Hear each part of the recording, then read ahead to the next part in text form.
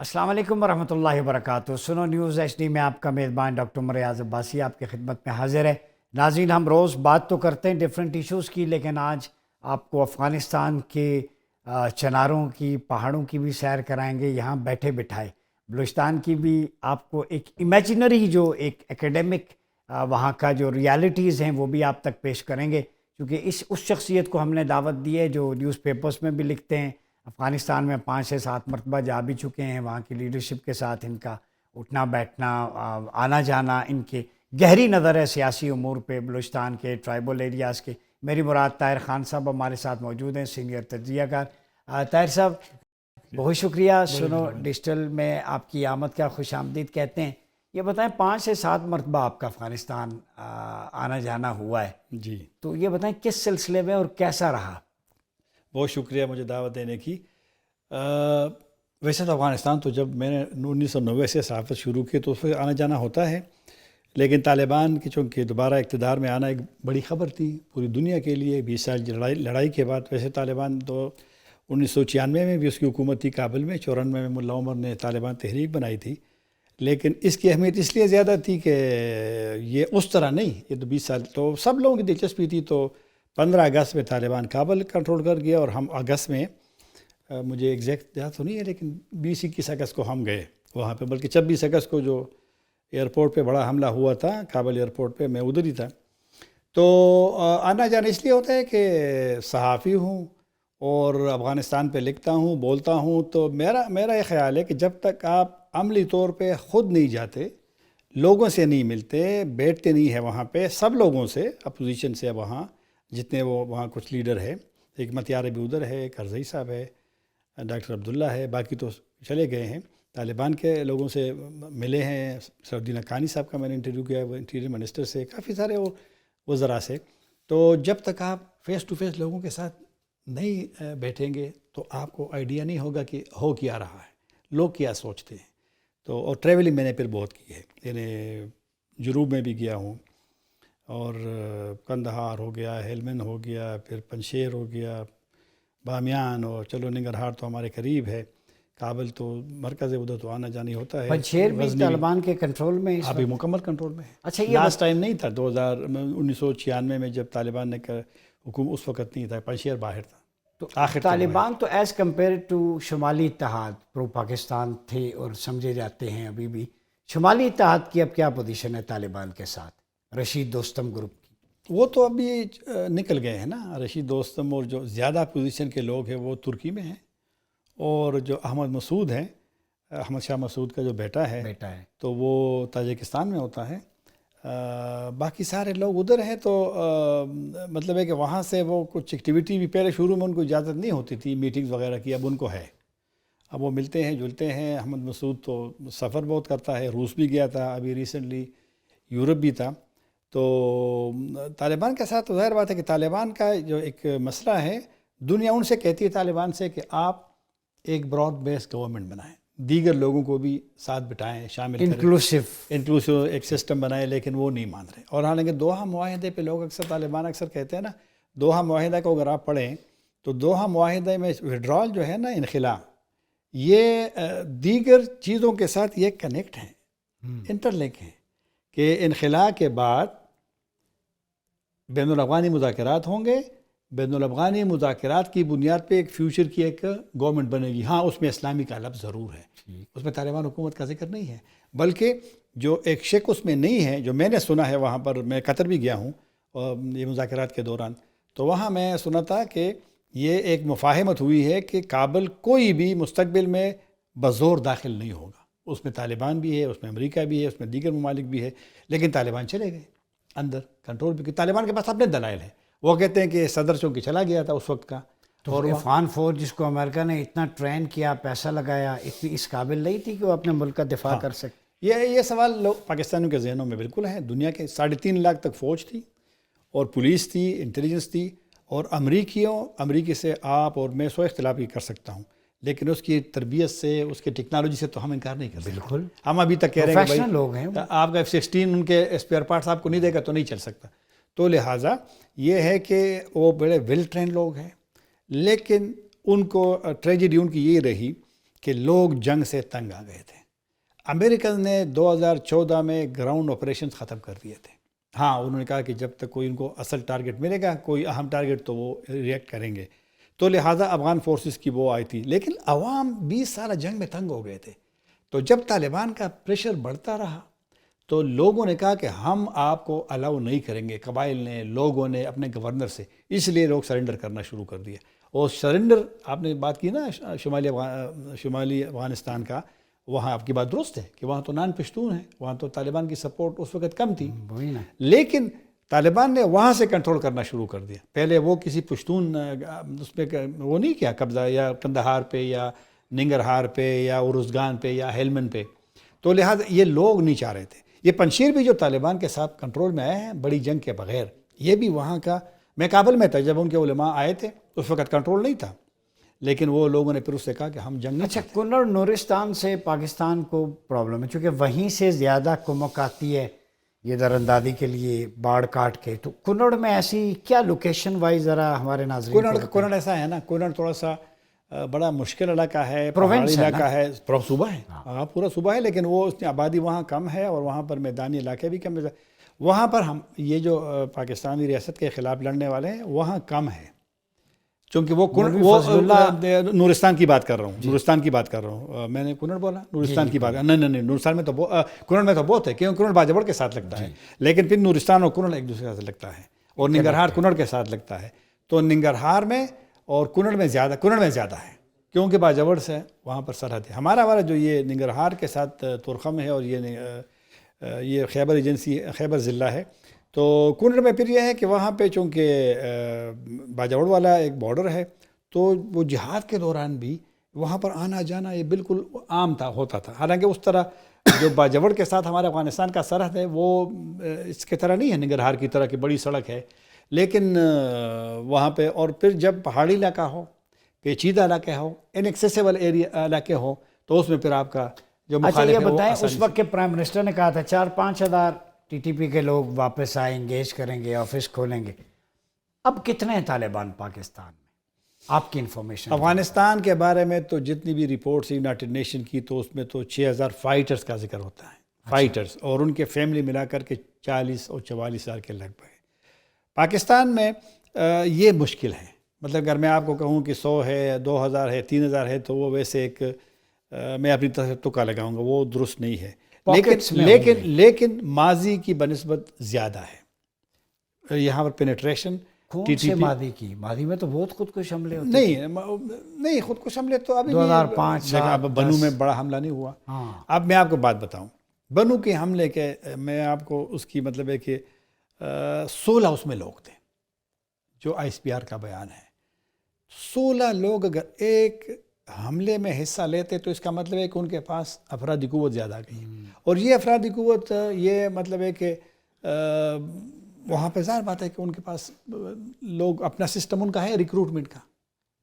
تو اس وجہ سے چیلنج پاکستان کے لیے بڑھ گیا ہے کہ دو آپ کے پاس خودکش 16 میں, وہ آپ کے لیے راستہ بنائے گا اور جناب دھماکہ خیز مواد, اور پھر آپ کے کوشش کریں کہ میں جہاں میرا ہدف ہے میں وہاں چلاؤں. تو پاکستان کے لیے چیلنجز بڑے ہوئے ہیں, کیونکہ طالبان حکومت آنے کے بعد جو کہ پاکستانی کہتے ہیں کہ جہاں پر جو دہشت گردی ہے, حملے ہیں, اس میں کافی سارا اضافہ ہوا, کیونکہ پاکستانی گروپس پہ اب ڈرون تو نہیں ہو رہے. امریکہ جو کرتا تھا اب تو نہیں ہو رہا نا. ان کے خلاف جس طرح کے اشرف غنی کی حکومت میں کمپین ہوتے تھے, پکڑا جاتا تھا, وہ نہیں ہو رہا. وہ جیلوں میں تھے اکثریت گزشتہ حکومتوں میں, 2000 تک تقریباً جیلوں, وہ سارے باہر آ گئے. وہ موومنٹ بنتے کر سکتے ہیں, اسلحہ ان کے پاس آ گیا, اور امریکی اسلحہ. تو لہٰذا تربیت میں نے کہا کہ اس کی نسبتاً زیادہ, کیونکہ آپ کو جب ماحول بنے گا. کیا بائیڈن اسلحہ چھوڑ کے گیا, اسے نہیں پتا تھا اتنا مہنگا اسلحہ ہے کسی خاص مقصد کے لیے؟ ڈینیل مارکی نے کہا تھا نو ایگزٹ فرام پاکستان, اسی کا حصہ تو نہیں ہے. اسلحے کا میں آپ کو بتاتا ہوں. اسلحہ انہوں نے چھوڑا ہے افغان سیکیورٹی فورسز کو, وہ تو کولیپس کر گئی جس طرح آپ نے سوال بھی کیا. $7 ارب کا اسلحہ وہاں رہ گیا ہے. $7 ارب. اور یہ ان کے پاس جب فوج طالبان, وہ فوج تو ختم ہوگی نا, فوج تو اب طالبان ہے, اسلحہ تو وہاں موجود ہے, سسٹم تو وہاں موجود ہے. افغانستان طالبان کو ایسا زبردست افغانستان گفٹ میں ملے. کابل آپ جائیں تو آپ کو شاید تصور جو اسلام آباد میں ہم بیٹھتے ہیں ہمیں نہیں ہوتا. آپ حیران ہو جائیں گے کہ کابل کیسا شہر ہے. دیگر شہر بھی بہت بڑے بڑے شہر ہے. تو ان کو انفراسٹرکچر ہاں کافی تبدیلی آئی ہے, کافی تبدیلی آئی ہے. دیکھو نا, جنگ بھی رہی, لیکن جنگ میں آپ کے 4 مرتبہ تو انتخابات ہوئے ہیں جنگ کے دوران. اور ہر جنگ جب یہ 2014 کے انتخابات, 2014 کے انتخابات میں ادھر تھا, تو اس کے بعد ہم ملے. یہاں سفیر بھی تھا, عمر داؤد زئی صاحب وزیر داخلہ تھے. تو میں اس سے ملا الیکشن کے 1 دن بعد, اور اس نے ہمیں کہا کہ الیکشن کے دن جتنے یعنی حملے ہوئے ہیں اور جتنی فائرنگ ہوئی ہے, وہ انہوں نے کہا کہ جنگ کے دوران اس کی مثال نہیں ہے. لیکن میڈیا خاموش تھی. ہم اکثر میڈیا پہ دیکھتے تھے کہ خیر وہ ایک الگ موضوع ہے. تو اس کا مطلب یہ ہے کہ طالبان ہر الیکشن میں کوشش کرتے تھے کہ وہ ڈسرپٹ ہو, لیکن الیکشن ہو گئے تھے. اچھا, ایک چیز اور ہے جو ہمارے ذہنوں میں ہے, ہمارے کیا پاکستانی سارے پوچھتے ہیں, افغانستان کی جہاں بات آتی ہے پاکستان دشمنی, کرکٹ میں بھی دیکھ لیں, ان کے پیس کو پشاور میں یہاں پہ ٹرین کیا, راشد خان بہت ساروں کے یہاں ملنے جلنے والے شاید پراپرٹیز بھی ہوں. تو جب کھیل کا میدان یا اس سے علاوہ بھی, تو انڈیا کے ساتھ ان کی قربت زیادہ ہوتی ہے, پاکستان سے کھنچے ہوئے ہوتے ہیں. یہ کوئی نیچرل فینومینا ہے. راشد خان کا گھر پشاور میں ہے, بورڈ میں. میں خود اس کے گھر میں گیا ہوں, ان سے نہیں ملا ہوں لیکن اس کے بھائیوں سے. تو بہرحال خیر وہ تو ایک ہسٹری, تو آپ اس کو چینج نہیں کر سکتے. ہسٹری ہے. ہاں یہ بات آپ کا درست ہے, اور یہ یہاں تشویش بھی ہے پاکستان میں کہ باوجود پاکستان کے کردار کے یہ پاکستان سے اتنی نفرت کیوں ہے. میرے خیال میں جب روسی وہاں پہ آئے تھے, ایک تو پاکستان افغانستان کے تعلقات کا, پاکستان پہلے دن سے اس وقت کی حکومت ظاہر شاہ یونائٹڈ نیشن میں جب پاکستان کی ووٹ رکنیت ملنی تھی, تو افغانستان واحد ملک تھا کہ جنہوں نے مخالفت کری. تو ایک لحاظ سے بدمزگی اس وہاں سے شروع ہو گئی تھی. پھر 70s میں آپ کو پتہ ہے یہاں پر پختونستان کا نعرہ, پھر ڈیورن لائن کا ایشو, تو ڈیورن لائن کا ایشو, سارے چیزیں نا. لیکن میں کبھی کبھی افغان میڈیا میں کہتا ہوں کہ یار بے شک آپ پاکستان سے ناراض ہے, آپ پاکستان پہ تنقید کرے, آپ ہماری مذمت کرے, لیکن کوئی اچھائی تو پاکستان نے کی ہوگی نا, اس کا بھی ذکر کرے. یہ طالبان کے آنے کے بعد 7 لاکھ نئے افغان پاکستان آئے ہیں. میں ان کو یہ نہیں کہتا کہ اس نے برا کیا ہے پاکستان, لیکن آپ کے لیے کوئی دوسرا, ایران تو آپ کو اس طرح نہیں چھوڑے گا. مرکزی سنٹرل ایشیا کے ساتھ طالبان کے بڑے تعلقات. یہ بتائیں نا تم کو, ازبکستان, تاجکستان, ترکمنستان جن کی سرحدیں ہیں, کہ کتنے افغانوں کو انہوں نے طالبان آنے کے بعد وہاں پر یا پناہ دی ہے یا ویزا دیا ہے, یہ بتائیں نا. تو لہٰذا کچھ چیزوں کو, مثبت چیزوں کو, ہاں تنقید ضرور کریں. تنقید ہم نہیں کرتے, آپ نے ابھی نہیں کی ایک لحاظ سے اپنے الفاظ میں اپنے سائٹ سے دوسرے پروگرام جب کر رہے تھے. تو تنقید تو اصلاح کے لیے ہوتی ہے. لیکن یہ بدقسمتی کچھ ہماری بھی کمزوریاں ہیں کہ ہم نے اپنے گڈ ول کو, اپنے اچھائیوں کو اس طرح اس کو کیش, مطلب کچھ چیزیں وہ آپ نے ابھی دوسرے پروگرام کے اختتام میں اچھے طریقے سے وہ اسلام اور مذہب و دین کا بھی کیا. کچھ چیزیں ایز اے مسلمان ہم کسی پہ احسان نہیں جتا سکتے, وہ کہ ہم ایک ہیں. تو لہٰذا ہم نے اس طرح نہیں کیا جس طرح کے دیگر ممالک نے کیا ہے, اور انہوں نے اپنے گڈ ول کو, اپنے انفلوئنس کو افغانستان میں کیا. ہماری کمزوریاں ہیں, اس کو ماننا. اچھا یہ بتائیں, افغانستان میں کھیل کے میدان, کرکٹ, خواتین کی تعلیم, تھوڑا ماڈریٹ کلچر آپ کو پروموٹ ہوتا نظر آ رہا ہے؟ اس وقت تو خیر نہیں ہے. یہ کرکٹ جو ہے نا افغانستان میں, دیگر بھی ہے, فٹ بال بھی اب ہے, اب اس خوشی ہے شمالی افغانستان میں. کرکٹ چونکہ ایک سمبل ہے ان کے افغانستان میں, پوری دنیا کے ساتھ ان کے خلاف بھی کافی ٹیم بہت پتہ. یہ ابھی ورلڈ چیمپئنز ٹرافی میں کیسے انہوں نے وہ کی ہے نا, آسٹریلیا کو شکست, وہ معاف کیجیے گا انگلینڈ کو شکست. تو اور انہوں نے ہر ورلڈ کپ والے کو شکست دی ہے. پاکستان کو بھی دی ہے, آسٹریلیا کو بھی دی ہے, ساؤتھ افریقہ کو, انڈیا کو بھی دی ہے. تو لہٰذا وہ تو خیر پہ الگ موضوع ہو جائے گا. محنت کی بات ہے تو محنت جو کرے گا وہ تو ہم اپریشیٹ کرتے ہیں. ہاں اپریشیٹ کرتے ہیں, ٹیلنٹ وہ ہمارے بھائی ہیں. بلکہ ایشو پتہ ہے کہ میں جو پوچھنا چاہ رہا تھا, ایک تو دشمنی جو ہسٹورک آپ نے بتایا ہوتی ہے, نیشنلزم بھی ہے, جو انڈیا سے قربتیں اس پہ آپ انڈیا سے بھی, اور دوسرا وہاں پہ ماڈریشن کب آئے گی جو دنیا کا کنسرن بھی ہے, وہاں خواتین کی تعلیم, سکول. خواتین کی تعلیم کا جو مسئلہ ہے نا, یہ تو میرے خیال میں طالبان حکومت کے لیے ایک بہت بڑا ایک سیٹ بیک رہے گا. اور میں کبھی کبھی کہتا ہوں نا کہ آپ دنیا کو چھوڑ دیں, آپ اپنے لوگوں کا خیال رکھیں. اور تمام یہ جو افغانستان میں جب ملا عمر زندہ تھے تو اس وقت کوئی اوپنلی مخالفت نہیں کرتا تھا اس کی. مجھے یاد ہے جب بامیان کے بتوں کو توڑنے کا فیصلہ ملا عمر نے کیا تھا تو یہ یہاں سے اکیلے کا فیصلہ تھا نہیں بتوں کو انہوں نے لوگوں سے پوچھا تھا، لیکن بہرحال ظاہر بات ہے کہ امیر کا اور جو قریب لوگ ہیں نہیں، اس وقت اختلاف تھا. OIC کی ڈیلیگیشن بھی گئی تھی، انہیں بھی ریکویسٹ کی تھی، لیکن بہرحال ملا عمر اپنے اس سے نہیں ہٹ رہے تھے، لیکن لوگ مانتے تھے اس کی بات کو. اب جناب نائب وزیر خارجہ مثلا شیر عباس تانکزئی اوپنلی کرٹیسائز کرتا ہے، تنقید کرتا ہے فیصلوں پہ، یہ ماضی میں نہیں ہوا. اور پھر دیگر بھی مطلب ہے کہ وہ اپنے انداز سے بات کرتے ہیں.